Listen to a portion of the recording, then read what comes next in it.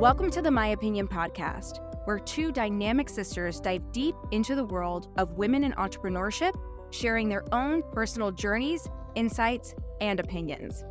From their wins to challenges, the highs and lows of their personal lives, and the hottest topics shaping our world, we are the fierce and fearless hosts that tackle it all. Get ready for engaging conversations, inspiring stories, and thought-provoking discussions that celebrate the power and resilience of women. Now, let's dive into an episode where we empower women entrepreneurs, one opinion at a time.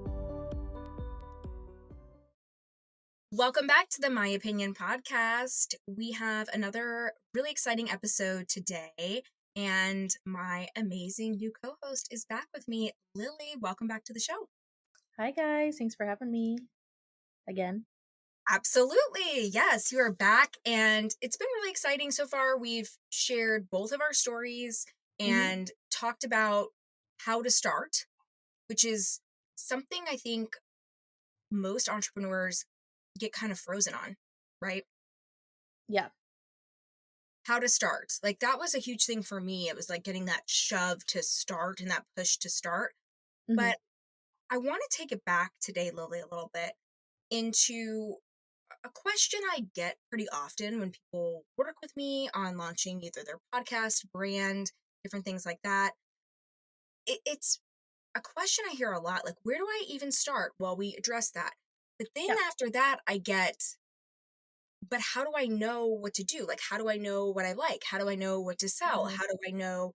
And what they're really asking, fill in the blank with all of those questions, what they're really asking is, how do I know what I'm passionate about? Yeah, I mean, that's a good and hard question to ask It yourself. is. It's a really good and hard question. Exactly. Which is why when I was thinking back about our last episode, how to start, I'm like, hang on, let's rewind it and dive into a few of those things we kind of skimmed over, but just touched on, which was, finding your passion or finding what you like. But we're really going to talk about that today. And the other aspect of this that we're going to talk about is finding your passion, but also, or identifying your passion, but also identifying or finding your niche, which in my opinion, that's an evolution. What do you think? And then I want to define both of those and then we'll dive in. But what do you think about niche? I think that evolves.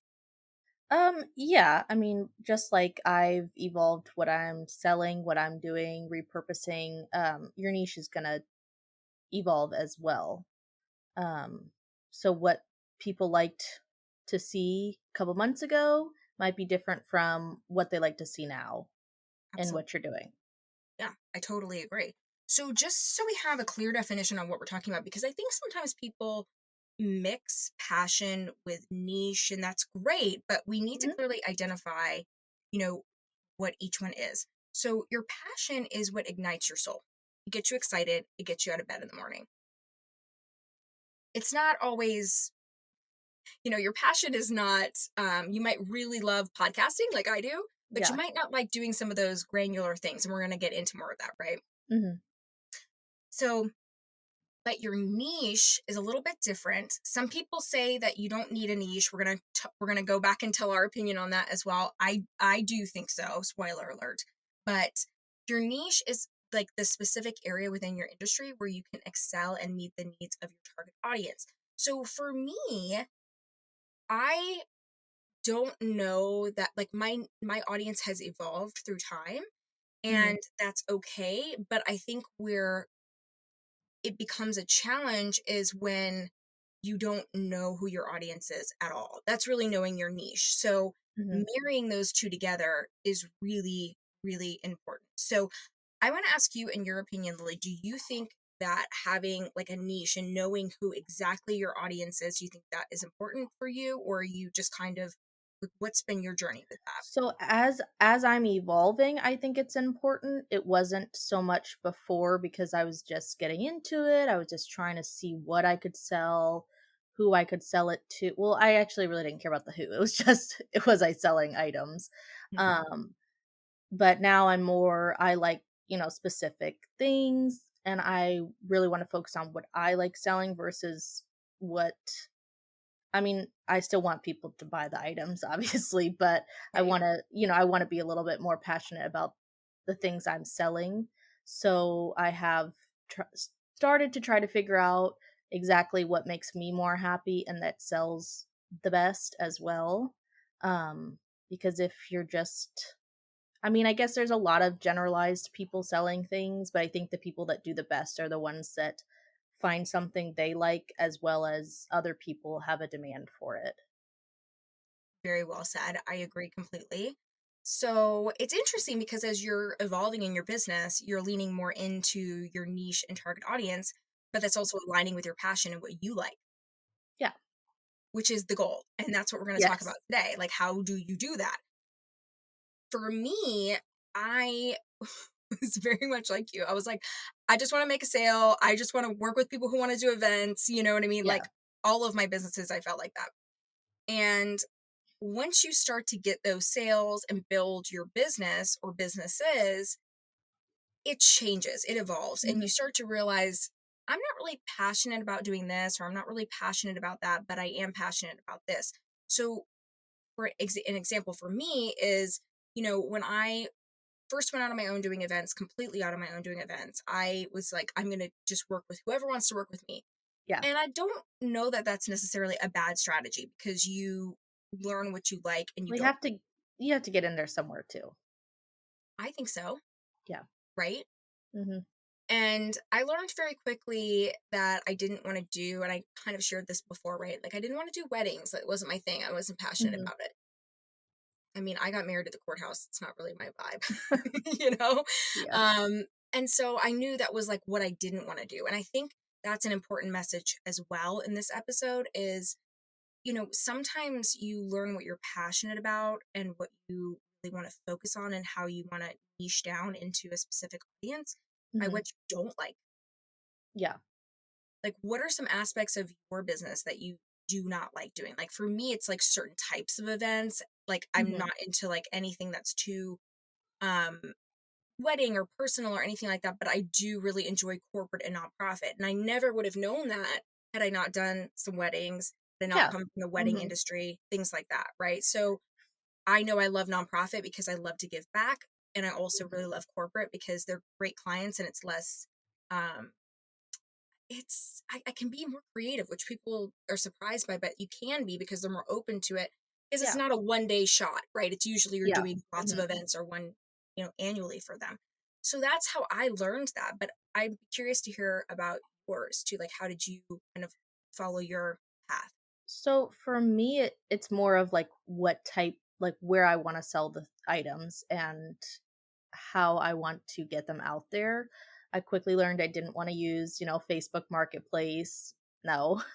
Or, like eBay. A lot of these apps are just challenging to navigate or just have a lot of headache that is not worth your time. I know a lot of people that do great on all the platforms that I don't like, and I know a lot of people that are terrible on the platforms I love. So I feel like for me, that was the main thing, as well as just finding things that we've talked about this before, but items that were flipping for not very much. So I learned quickly, like, okay, well, I'm not going to pick up those anymore. That's just a waste of my time, waste of space, energy. But mainly it was finding out which apps I wanted to sell on, where I wanted to sell, and how I wanted to, spend my time, limited time, Mhm. with those different platforms. That's interesting that you say it was a platform choice too. And I think that's, me being, the event kind of nerd and like knowing different, Hmm. platforms and apps and things. I think that's really important too. And it's like, yourself, and that's a part of it as well. Knowing yourself Hmm. is so important in the passion side of it because if you're not passionate about getting on a certain platform, like some people don't like to do Instagram lives or do TikTok lives or Hmm. create videos, fill in the blank, right? Like, so you need to find a way to build your business that you're comfortable with. And I do recommend pushing yourself out of your comfort zone. But if you're not passionate about going live on TikTok, every week Yeah. or whatever platform, right? That's not probably going to work for you because it's really difficult to sustain passion that doesn't come from within. Yeah, and it's gonna kill your energy for your passion really fast, and you're gonna lose steam. Yeah, and that's happened to all of us, right? Like you've got Mhm, to stay in the passion, but then that's why having a niche is really important. So I mhm, really think it's interesting that you mentioned that now as you're growing and moving forward in your business that your niche has become more important, because I know you mentioned it on earlier episodes too that like you really wanted to get into the vintage reselling, a mhm. more high end, and that evolved for you, but in the beginning it was, you said that today too. It was Yeah, about getting the sale. Come on, it's yeah. about getting the sale, right? So I kind of want to answer some of these like questions that have come about while going through our tips and our advice. But, you know, we did kind of bring this up before. And so when I've gotten Mhm, these questions from potential clients and even people I have worked with, where do I start? Okay, go back to the last episode. We yeah, covered that. But how do I find what I'm passionate about? How do I figure out what I want to sell? How do I, all of the things that I mentioned earlier? Well, my advice, and I've brought this up before, is to make a list. Make a list of the things you love, make a list of the things you hate. And that will give mhm, you a pretty good um recap and insight.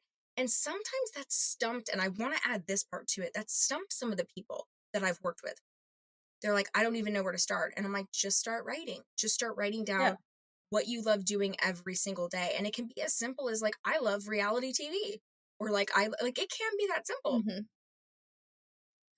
yeah, So what do you think about that? Like I think it stumped some people though that have worked with yeah, me. And so I've had to kind of coach them through it, which is something that I do when launching a podcast because they're like, I want to do a podcast, but I don't know what I want to talk about. It's the same thing as becoming an entrepreneur. It's the same thing as building a brand. You have to know what you're passionate about. And so if you are sitting there and saying, I don't know, I'm not passionate about anything. I've literally heard this before. It's so not true. Like we're living, no. breathing beings that are doing things every day. What are some tips that you can kind of give in that step one? So, I think there's a couple things that I did. I started listening to myself and what I would talk about with people. I was talking a lot about fashion, aside when you're gossiping with your friends or whatever, talking Yeah. about mom life. And, we would talk a lot about fashion or what we saw on social media, things like that. So then I also started thinking, well, who do I follow on social media? And I realized I was following fashion designers, people like the Studio McGee, she does like her Target line, all that. And so then I looked farther into what I liked about those things, and I thought, well, I could do this, but like on a budget. And so I started kind of from there, and I started following people. I realized I was already following people that were doing this, but I started following more people that were doing thrifting and upcycling. I was following a lot of people that sewed their own clothing. So I would just say first look at who you follow on social media. If you're Mhm. not on social media, then what are you talking about with your friends, your family? What do you watch on TV? If you like, I liked a lot of, I love the home makeover, shows, Mhm. the fashion shows, like, so yeah, I just say start there too. If you really don't know, you have something you're passionate about because you're watching it every day, you're talking about it every day, you're doing something that involves it. You just might not realize it. I am so into this advice that you're giving. Yeah, I think that's really great. Yeah, and I know you've always been into the home makeover shows and Yeah. like the fashion, you know what I mean? The Project One Way, all of that kind of stuff. Hmm. Like we both have been huge fans of that for sure, but you definitely have been a bigger fan in like the creative side of it for sure. For me, I was always like, how are they going to build this business? How do I they was gonna make say sometimes some people are just interested in that stuff because they're like, I have no idea how I would ever do that. And some people are really interested because they're like, oh my gosh, I could do that. Mhm. Or I could do it better.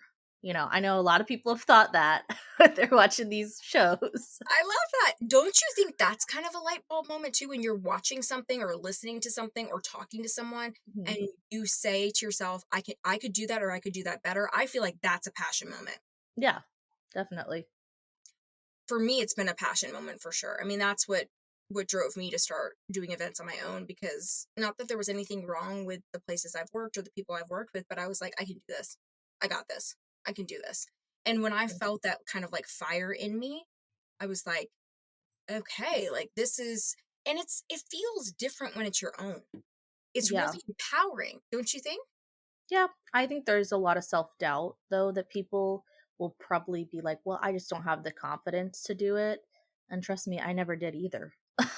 But What you changed learn for every you? day. Yeah, I Or mean, I think just that's a part of passion too, because you might feel lit up about it, but then the next day you've got your, your 9 to 5, which is really like a 8 to 7 these days, right? yeah. And you're like, that's a secure check. Like, why am I going to go take this leap? I just felt the fire yesterday, but then you'll talk about it again. You'll feel the fire again. So, what gave you the confidence to follow the fire and follow the passion? For me, it was really just not wanting to work where I was working. I was miserable, and I But guess so I many just people gained confidence. are. So many people are, Mhm. right? They're miserable. And Yeah. so it can be challenging to take that leap. So what means you finally follow like that fire? Well, I got pregnant and I realized there was no way I wanted to work out of the home. Yeah. I just did not feel comfortable putting my child with somebody else, which I don't blame anybody else that does. It was just my personal opinion. And so I think that's obviously not going to be everybody's come to Jesus moment or whatever, but Mhm.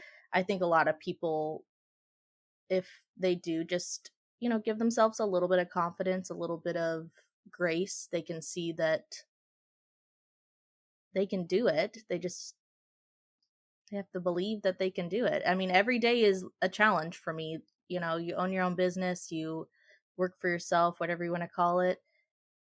It's not going to be easy. It's not going to be easy. Staying at your miserable job probably would be easier. So you have to really want to work for it and make it happen. Which is what we're helping you do by talking about this, Yes. right? Yeah. No, I think there is a turning point though for everybody, which we've already touched on in both of our stories in the first Mhm. episode and second episode of this season. But I think that story, I think to your point, it looks different for everybody. And that's why identifying your passions, because there's not going to be just one, but identifying your Mhm. passions, like that's really the first step. And some people have even told me too, when I give them that advice, which your advice was amazing. um Listen to what you're talking about, listen to, listen listen to what you're hearing on podcasts. If you're Yeah. listening to this podcast, you probably want to start a business. If you're watching or listening to us, you probably want to start a business. Just saying, because this is Yeah. not going to be interesting to you if you're if you're not wanting to do that. Mhm. But while you're watching everything we just talked about too, and that was those were turning points for me as well. As you know, COVID was a turning point for me, and you Yeah. getting pregnant was your turning point. And I think being miserable in your job and being really unhappy, that's a turning point. We just don't always listen to it. Yeah. I think people constantly they'll just say, "Okay, what's next? Let me this hard hit the pavement and look for another job, look for another job, look for another job." Meanwhile, in the back of their head, they're very curious about, this idea they have or this passion they have, and they're too scared, all these obstacles they have to face to even think about doing that as a real career, job, business. So it's just about getting past those, or maybe just, taking baby steps every day to start those things to get you to your passion while you're still working. I know a lot of people in the upcycled thrifting community that they do have 9 to 5s, and they do this on the side. And I know a couple girls that have, transitioned fully to owning their own business from their 9 to 5, and they slowly just start taking it back, and then they've gained the confidence to fully own their own business. It's So, kind of like taking off the training wheels is what yeah. it reminds me of, right? Like when learning to ride a bike and you've got training wheels, like I feel like it's our safety. And like we may be in a job where we have some passion, like I was definitely passionate about what I was Mhm. doing, but I wanted it to be my own. I wanted full autonomy over what I was doing. And I realized that's a part of passion too, right? Is like, Mhm. how do you want to work? And who do you want to work for? That's a passion as well. And if you want to work for yourself, it's really hard because your boss can be really awesome and really tough sometimes if you Yeah. work for yourself, because you're hard on yourself, right? But, Mhm. I think that is a great one right there to talk about is taking the training wheels off. And like when you take training wheels off, if you think about it, when you learn to ride a bike and oh my gosh, like you got your like training wheels loosened, they didn't just come off right away. Or if you were in my family, yeah, they did. When we lived in the country, we got thrown down a hill, but that's a whole other story, which entrepreneurship can feel like that too. Um, but typically they get loosened, you get used to it. And then once you feel Mhm. comfortable, you might go down that hill and take that final leap to go out on your own. So I think that's something to think about. But exploring your passion and writing your list, and as corny as it might sound, like these are all really important things, and they're things that I did too. Um, you kind of already touched on this, Lily, but another thing that is important to do is your interests, which we talked Mhm. about. What are you talking about? What are you watching? But what are you doing on a day-to-day basis? Like some people will again come to me and be like, I don't know what I want to do though. Like what do I do? Mhm. And I'll know this person and I'm like, they literally go to the gym 7 days a week. Why are they not side hustling with, Mhm. something, a supplement or, their own workout video on YouTube? It's totally free to make. And a So lot of people are doing that. a lot of people are doing that. But that's something I want to talk about too when we get to niche. So Mhm. don't let me forget. Is I will hear that a lot as well. It's like, oh, there's a lot of people in this space. Kind of tease that. We're going to talk about that. But the reality is, but you're not doing that. Yeah. And you are for some people and you're not for other people. And that's okay. That's a good thing because there's Yeah. space for everybody. And I think sometimes it can be intimidating, especially doing something like podcasting. And when I work with clients on that, they're like, oh, well, there's a zillion podcasts out there now. And I'm like, yeah, but you're not creating it. You're not the one doing it. Yeah. So what do you bring to the table that's unique? So I think just like you said, look at what you're saying, look at what you're talking about, look at what you're watching, but also what you genuinely enjoy doing on a daily Mhm. basis. I genuinely enjoy talking a lot, as you know. So this was kind of a really good fit for me. So Yeah. what do you enjoy doing? Like that's a huge thing. Um, okay, so this is the part where you start to kind of turn it into problem solving and Mhm. that creates a business, right? So it's identifying a pain point. You know, for a lot of us out there, that can be kind of the intimidating step, I think.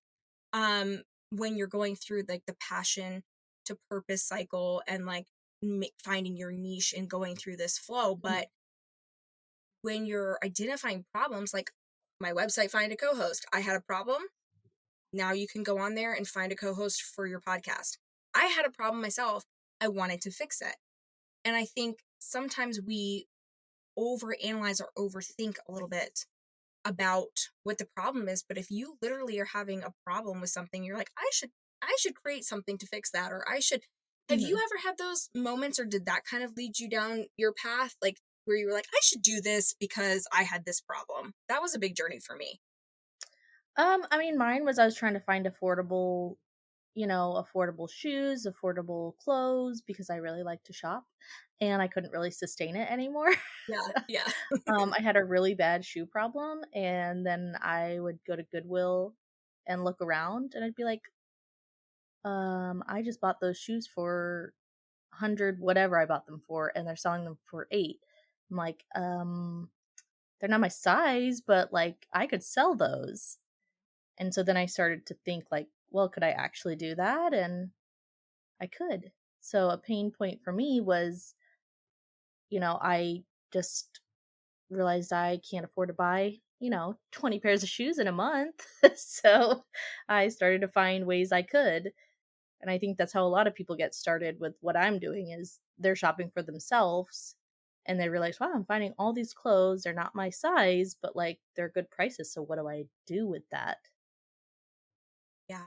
I agree, and I think that, yeah, you do not have a shoe problem in the past. No, we have a shoe problem. Let's Yes. just admit it. It's just a Yes. reality. We have a shoe problem in this whole family. Let's be Yeah. real. I have yet to meet a woman in our immediate family that does not obsess over shoes. Yes. So it's neither here nor there. I But know. I think there's a really great point in that though, because you had a personal problem and the way that you solved it for yourself, you wanted to bring to others. And that's really the message here in this point. Like, how do you take that passion? How do you take something you love, which is shoes for us? We love shoes, and turn it into something like now you've got Mhm. an entire thrifting business. But in the beginning, there were different reasons why you were doing it and you were solving personal problems. And that's really where you find that Mhm. passion meets purpose, Yeah. because you're able to fulfill what other people need. Because you can't, here's the thing that I think people forget to tell me your opinion on this, but I think people forget that, like, if you're having that problem, there's probably millions of other people out there having that problem too. Yeah, and I see a lot of people, I'm in our neighborhood Facebook pages, all that. I see them constantly saying like, "Oh, is anybody giving away XYZ sizes and kids clothes?" And I'm just like, "Why don't you just go thrift?" Or, there's so much clothing out there that needs to be taken from these landfills. It's like insane. And I wish I would have known this. I mean, I guess I did know it. I didn't know to the extent. But I wish I would have just been thrifting my whole life. I would have felt a lot better too about the environment. Yeah, absolutely. Because and that's the really cool part about what you do is you're not just solving. And this is when I start to feel really fulfilled, which will be Mhm, another episode. Is like, what fulfills you? That's kind of further down the pike, but mhm, it's identifying a problem, solving it, but then starting to see other ways that it solves other problems. Like mhm. with what you do, you're helping the ecosystem, the environment, and creating sustainability, right? Because we're Yeah. reusing clothes that, and you're making a profit off of the work that you're doing, which is Mhm, really huge. For me, I had to have that kind of dual or triple um kind of feeling as well for me, because mhm. I think that's why I decided when I started doing events on my own, I was like, weddings are just a no go for me, because people are going to think I'm like not into love. Like, I'm definitely into love, but that's not, I Mhm, didn't feel fulfilled. It was somebody writing a big check for one mhm. day of their life. It just wasn't the problem I wanted to solve. I really enjoy doing nonprofit because I'm solving multiple problems. I'm helping them Yeah. raise money. I'm creating a beautiful event for them. I am giving back to a cause because I never work with a client where I do not believe in the cause. That's another thing, Mhm. right? So corporate is the same thing for me too. I'm helping build a business because I own my own businesses. So that fed my soul as well. And I think that's something that you really need to think about when you're solving a problem too. Like, do you really care about the cause? And I see that in you, Lily, where you're passionate about fashion, you're passionate about, buying clothing that's, going to be reused. It's Mhm. sustainable, it's eco-friendly. That's huge for the environment. And I think it's something people need to really think about. You guys all listening or watching need to think about when you're uncovering your passion and what problems you want to solve, because solving the problem is really, or pain point is really important. Anything Yes. else you want to add in your opinion on that? No. So I think we kind of talked about this already, but bringing the two together, like bringing your passion together and then bringing your skills together too, because not everybody is like you, Lily, and can like roll up their sleeves. Because I went to the bins with her while I was out there, guys. And it's like, that is a whole, whoa, I was really blown away. And I had a whole, not that I didn't respect what you were doing, and I know you know that. I'm like so proud of you. But I had a whole new appreciation going through and like really searching through for these Mhm. items. And if you guys have never done this, you should go do it if you're into fashion, because it's pretty interesting what you can find. Like, I was blown away. You Lily's like found got some it good down to a stuff. science. You're like looking through it, and you're like, nope, nope, yes, yes. I was like, okay, I'm just gonna step away. Like, she's really got it down. But that's a skill. Like, being able to identify the brands, being able to go through and do that and understand what will sell, what won't, like, that's a skill. Can you learn it? Like you said, yes, you absolutely can. Yeah. But that's a skill. So it's about marrying the two together, right? passion and skill to solve a problem. That's really the whole, I guess if you were to make this kind of like mathematical equation, that's what you would do. Like skill plus passion plus, problem equals Mhm. business. What do you think about Yeah, I think that's the best balance. If you can, not every, passion that's going to be able to coexist with. Um, but I think that's the best solution if you can, because going forward, I mean, that's going to be the most sustainable form of a business if you can connect all those. that? I agree. It's like the math, like I said, the mathematical equation just kind of clicked with me as we were talking. I'm like, hang on, that's like what works. That's what makes a Hmm. business. Your passion, your skills, solving a problem equals business. So there you go. We can all go Yeah. home. No, we got a few more points. Anyway, so no, I think that's really, really important.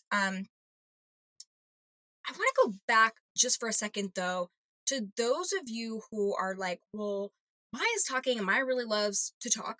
Duh. So podcasting makes sense. Doing events makes sense. I'm extremely detail oriented. Like I knew those were my strengths always. So this always made sense for me. I like creating new things. I feel very accomplished by doing that. And I like solving problems. So all the things that I've ventured in and done that aligns for Hmm. you, you know, with what you're doing. You like to talk like me too. So podcasting makes sense. That's why I was Yeah. like, well, let's got to do this show with me. But you you're very creative, you love fashion, everything you mentioned earlier. But some people don't sometimes have lost passion for life. They've lost their passion or have lost kind of the road to passion. So my advice is usually then like what you were talking about earlier, yes, think about what you talk about. But some people have kind of, I like to call it corporate dying, when you kind of die in your job or you kind of shut down your interest because you're just trying to make it. And at that point, I think it's really important. Like if you literally can't write anything down, you need to go out and just do Try things like in your things. free time, Hmm. right? Yeah. Right? What are Hmm. some things that you would recommend trying? Trying. I guess it depends on if you're a creative person, Yeah. uh, creative, logical, hands on, what type of person you are. Introvert, Um, extrovert, it depends, right? yeah, Yeah. yeah, because hmm I'm not going to tell an introvert to go, go join a support group where you have to share your entire Right. background in life, Or go to a weekly networking Yeah. event. Like I Yeah. mean, although I think that can be very helpful, but if you're not sure if you're introverted or extroverted, go to a networking event. Hot tip, go to a networking event and see if you enjoy it. You'll figure out really fast if you're introverted or extroverted, right? Like that's what I Yeah. think. Yeah. I mean, there's things that I would tell myself if I could go back, I would have been like, go to a crafts fair, see if any of that interests you. We have a lot of thrift marts here. Like Sundays, they'll do like big tent thrift marts, and okay, go to those, see what people are selling there. Like you and we went to the air show and they had like thrift booths set up there. And I know. That was so cool. yeah, Yeah. I know, but I was telling you, I'm like, I can't believe there's some of the stuff they're trying to sell, or like what they were trying to sell it for. So I mean, I could have done things like that in the past and been like, well, I could do that. Um, But you don't think that way anymore because you are doing it, but you would have yeah, thought that. And it was interesting too. I love that you brought up the air show because when we were at the air show, you were completely attracted to that. You were like, let's go yeah, over here. Like you were attracted to it. So had you not started your business yet, it would have been like, Lily, you need to be doing this. yeah. So listen to the people that you love and trust. Those are two key things, that love Hmm. you, trust you, vice, both ways, right? Hmm. Because they'll be able to identify that too. Had you not already started your business and already been selling and doing this already, I would have been like, Lily, doink, doink, doink, doink, doink, knock, knock, knock. This is what you should be doing because Yeah, we're at an air show and you're attracted to the vintage items. I mean, come on, that was so cool. Yeah. yeah. I mean, so that you can do that. I would also, there's tons of community events in your area. Like no matter where you live, no matter where you are, there's community events. Are they going to be 100% what you want? Like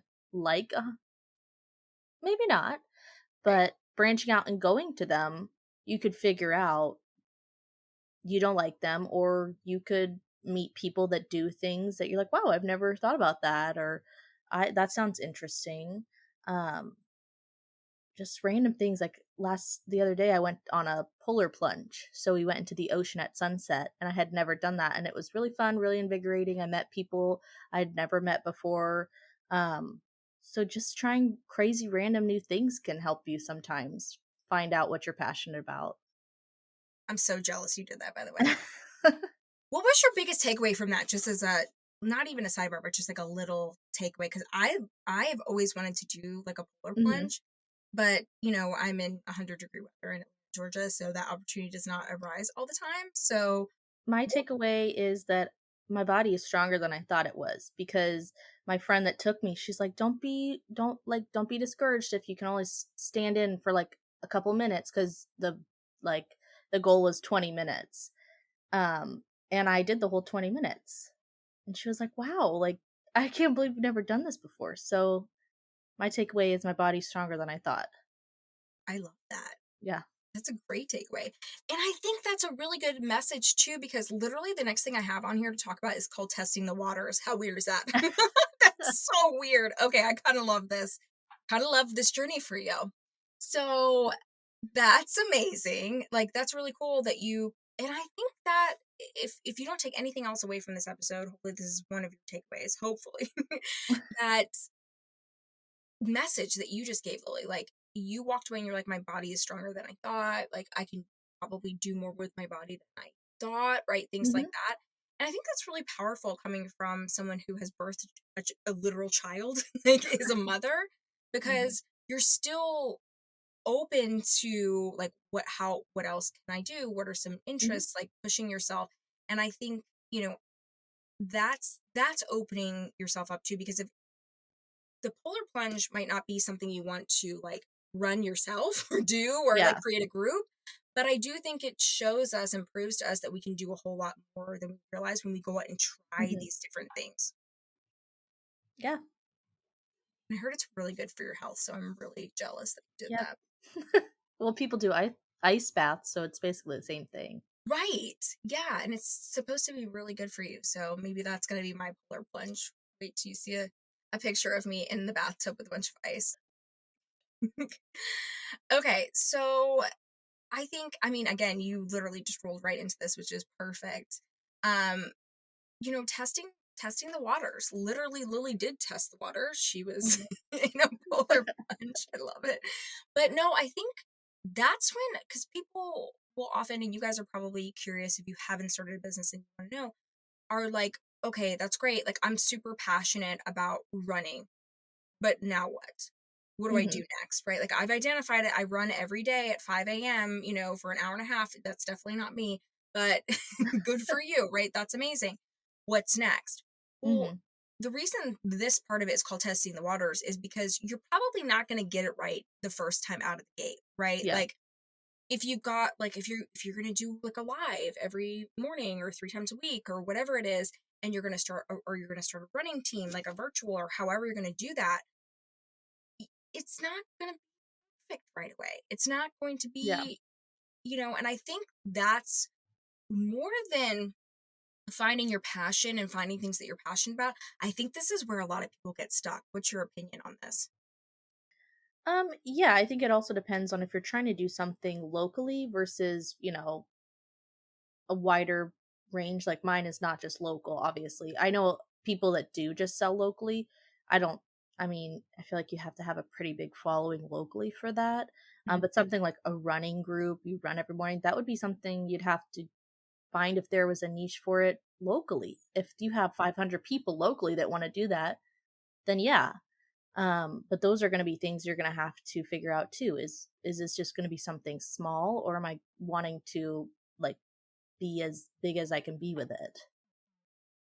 Yeah, great point. Yeah, that's why it's called testing the waters. And this is really a crucial time in your business. And that's why you said it really well earlier, Lily, that, you know, you don't have to quit your job, right Yeah. away, but starting to learn these passions because, you know, I'm using running for an example, probably because I miss it. But, you could be someone that creates this whole program online that teaches you how to start from being super out of shape like I am to running, right? Like that could be a Mhm. whole thing. And that's an evolution.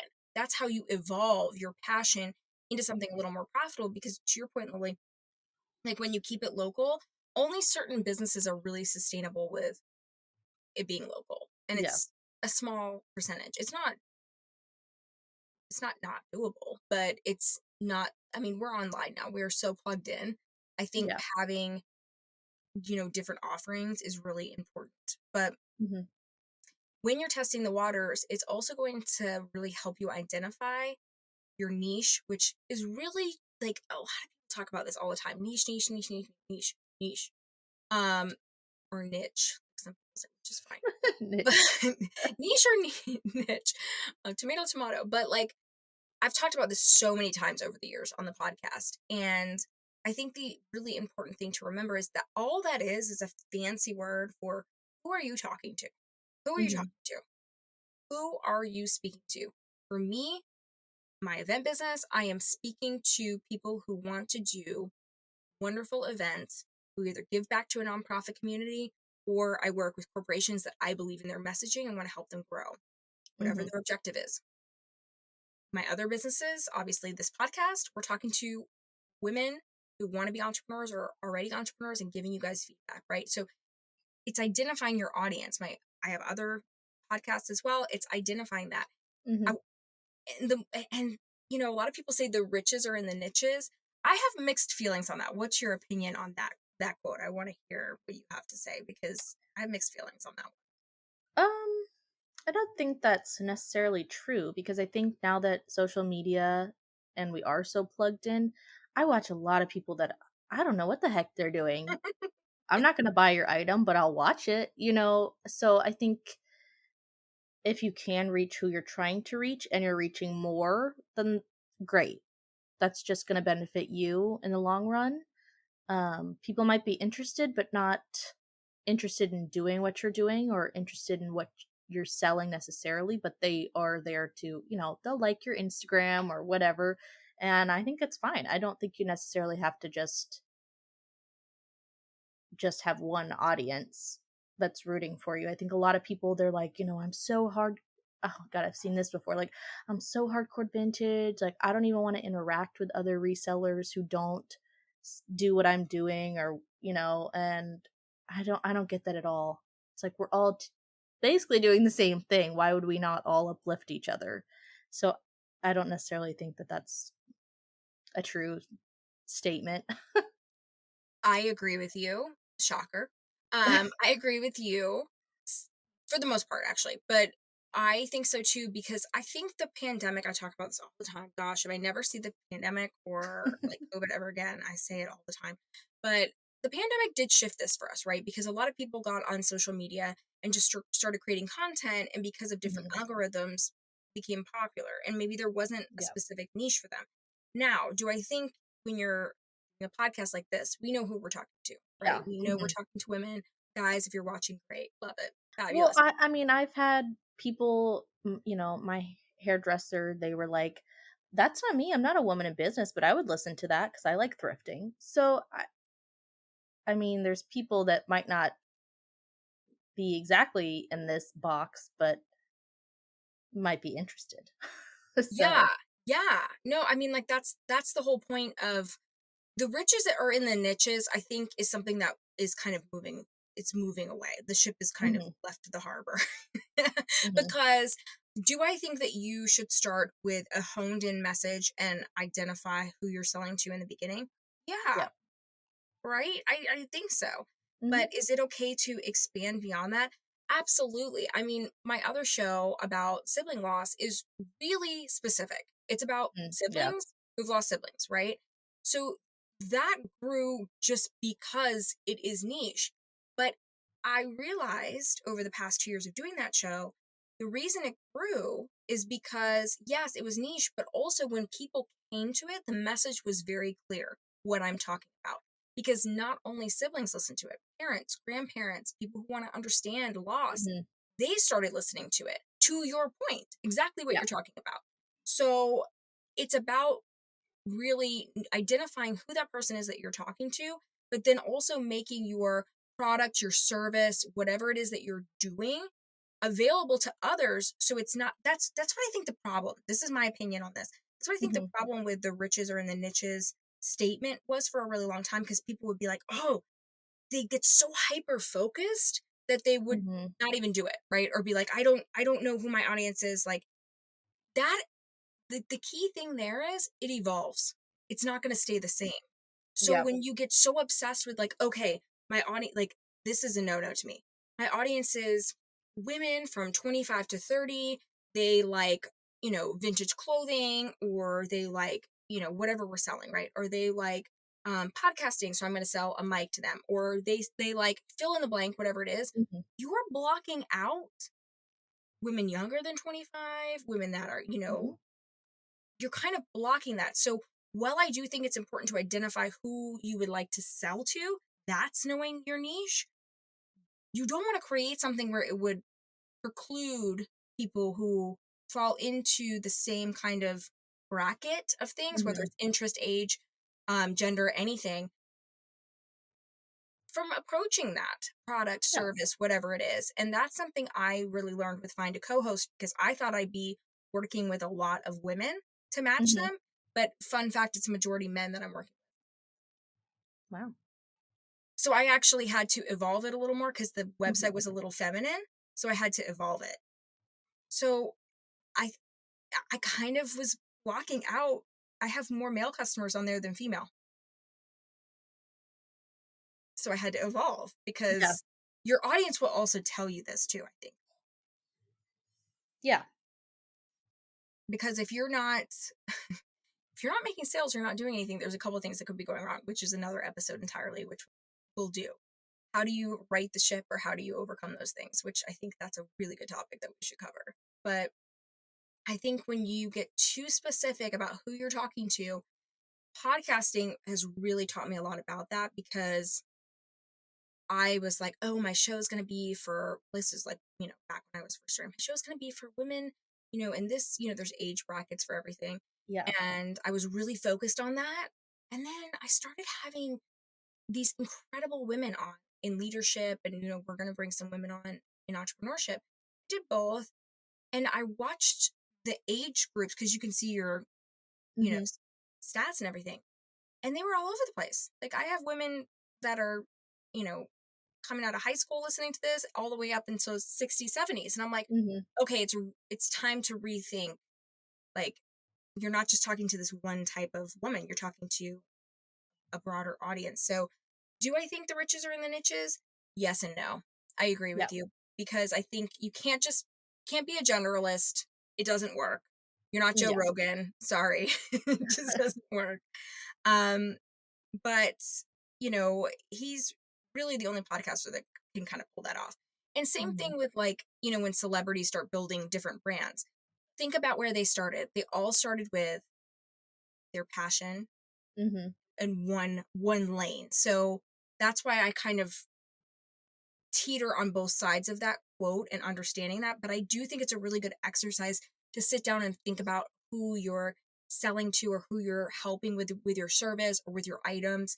Like, do you do that when you're like curating your shop and when you're curating your business, or do you think about that person, or how does it work for you with your niche? Because I think you described it really well, right? So Mm-hmm. like, how have you listened to that as you evolve? I mean, obviously the market evolves, fashion changes every day, so that naturally will continue to have Yeah. you evolve.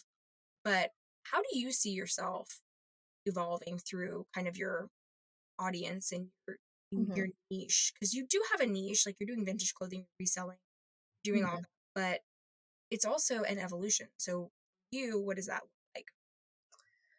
For me, it's, I need to look at right now, I need to look at my stock and see what's not selling. And I kind of need to stay away from those items that aren't selling, especially ones that I've had for a long time, or that aren't in amazing condition. Because you can sell things that are not perfect, especially vintage. People still have a desire for that. So, my next evolution is I need to go through and see exactly what's selling, what works, what doesn't. I need to redesign my space for selling. Um, I don't have a lot of space for that, so I need to figure out a solution. And that's going to be my main evolution, is finding a storage solution. And That's a good problem to have, though. yeah. Yeah. I think, that's a really good problem to have, like I said. Hmm. And that has been one of my problems that I've run into too, doing a totally different business. Like, as I've grown my event business, I have all this event stuff. I have tables, I have linens, I have, Yeah. like, even though I like to support my local vendors and use them, like, I had to have some of this stuff. And that's kind of the evolution of business. Especially if you're in a physical job that's draining, So it can what be hard advice to would find you give on motivation. that? What advice, how would you tell someone to keep their passion going, that fire lit? Like you said, if you have a Um, physical job, yeah, it can be hard. it can be really I hard. would, maybe not every day, but maybe every week find little bits of time to either find inspiration for that passion, find a little bit of energy to do what you like with that passion, um, and then, just keep that going until you really can build up momentum to give full exertion into it. I mean, if, like I said, if you have a physical job, I know asking a lot. Um, but if you, like, not every day, but if just maybe every weekend, 10-15 minutes to do something you like. If it's, oh, you have a family so you can't, bring them along. For me, it's, if I don't have energy that week and I don't have energy to go by myself thrifting, then my family will come with me, and we'll go to lunch and we'll have fun with it. So it doesn't have to be like all at once, like, this is a business, like I have to, like, be so structured. You can, have fun with it at first. And if it's not bringing you joy, then when you're trying to have fun with it, then it's not going to bring you joy when. When you start, like you said, get the momentum going, and yeah, then you're gonna be like, never mind. So yeah, it needs to bring you joy for sure. That's the passion. That's what Hmm. that is. And I love what you said about how you bring your family. It's really cute when you bring the boys Yeah. thrifting. It's cute, but you know what? I love that advice though, Lily, because it is about how do you integrate it into your life? Because Hmm.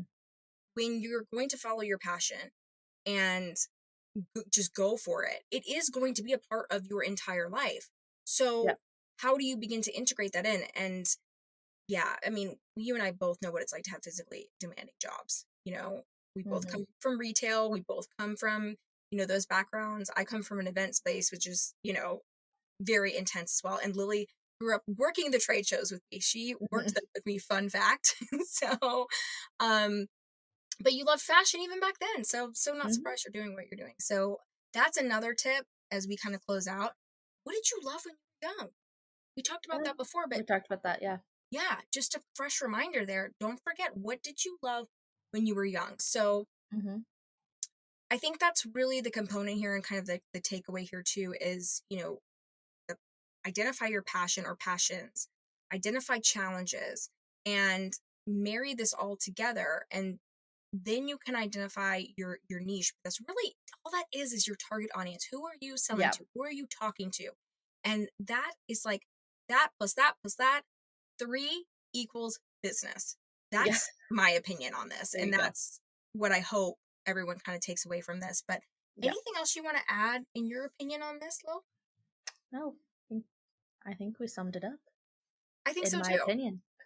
In your opinion, yeah, Yeah. I think so too. So thanks for sharing your insights too, because you have Yeah. totally different insights than I do, being a mom and having to marry a lot of that together. And I Hmm. think that's really important. So find your passion, identify a problem, and that will lead you to your audience, which is really your niche. But Yeah. also don't close people out. I loved that advice too. Yeah. That you're like, Hmm. so yeah. All right. Well, we would love to hear from you guys, so feel free to reach out, and we'll see you next time. Thanks for joining, All Lo. right. All right. See you next time. Thank you so much for listening to the My Opinion Podcast. Make sure to follow us on all major social media platforms at My Opinion Podcast. And don't forget to follow Lily at Upcycled by Lils on Poshmark, TikTok, and Instagram. And don't forget to follow Maya at Maya Roffler on Instagram, TikTok, and Facebook. We'll see you back here next time.